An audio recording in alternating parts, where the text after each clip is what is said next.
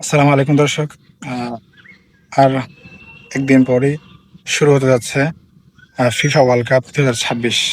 দর্শক, এই খেলা নিয়ে আমাদের বাংলাদেশে যেন কোনো উত্তেজনা বা চাঞ্চল্যের কোনো শেষ নেই। দেখা গেছে আমাদের রাস্তাঘাটের মধ্যে শত শত আপনার হাত, ইভেন প্রত্যেকটা যুবকতে এরকম থাকে যারা জার্সি, আর্জেন্টিনা ব্রাজিলের জার্সি না কিনলে যেন তাদের আপনার দিনই কাটে না, এরকম একটা অবস্থা। দেখুন, ওইসব ছেলেদেরকে আমি কথা বলবো, যেসব ছেলেরা আর্জেন্টিনা বা ব্রাজিলের পতাকা এবং গেঞ্জি কেনার জন্য বাবার পকেট থেকে টাকা নেন, ইভেন আপনার টাকা অনেক সময় চুরিও করেন।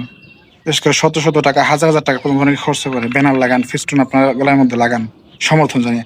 আমার একটা জিনিস বুঝে আসে না, আপনাকে না ওরা চিনেন, আপনি ওদেরকে ভালো করে চিনেন, কোন ভিত্তিতে আপনারা আপনার তাদের সাথে করেন বা তাদের ব্যানারগুলো আপনারা লাগান? আমার তো বুঝে আসে না এগুলো ভাই।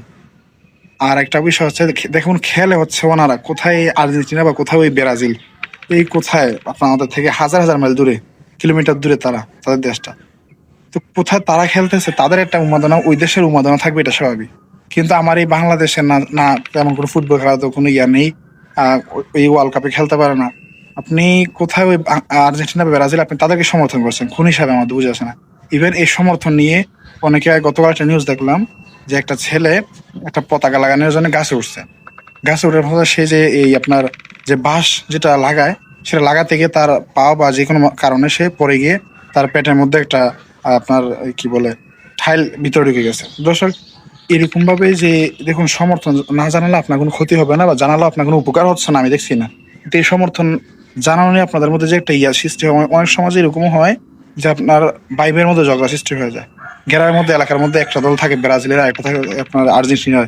এই দুই দল নিয়ে তারা আপনার টাকাবাজি ধরে, টাকা লাগায়, যে অমুক দল জিতে আমি তোমাকে টাকা দিব, আমাকে তুমি টাকা দিবে, এরকম একটা অবস্থা সৃষ্টি হয়। ইভেন অনেক জায়গায় মারামারিও তৈরি হয়। তারা মারামারি আপনার অনেক এরকম হরহর ঘটনা ঘটছে, এই বছর করছে যে আপনার সমাজের মধ্যে দুই দলের দুই পক্ষের আপনার সংঘর্ষ বা হাতাহাতি হয়েছে এই খেলা নিয়ে।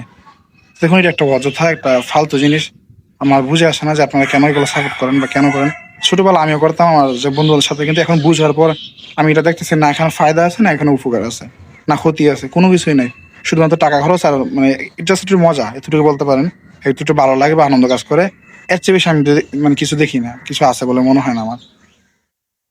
দর্শক, আমি বলবো যে আপনি যে একটা গেঞ্জি কিনছেন বা হাজার হাজার টাকা খরচ করছেন, তার আগে আপনি দেখবেন আপনার বাবার কাপড়টা, আপনার বাবা যে লুঙ্গি পরে বা যে শার্ট পরে বা পাঞ্জাবি পরে, পাঞ্জাবিটা ঠিক আছে কিনা।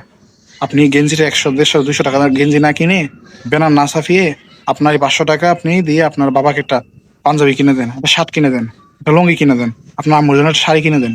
এতে করে আপনার সবচেয়ে বেশি উপকার হবে। আপনার আম্মু আব্বু আপনার প্রতি অনেক খুশি হবে, দেখবেন।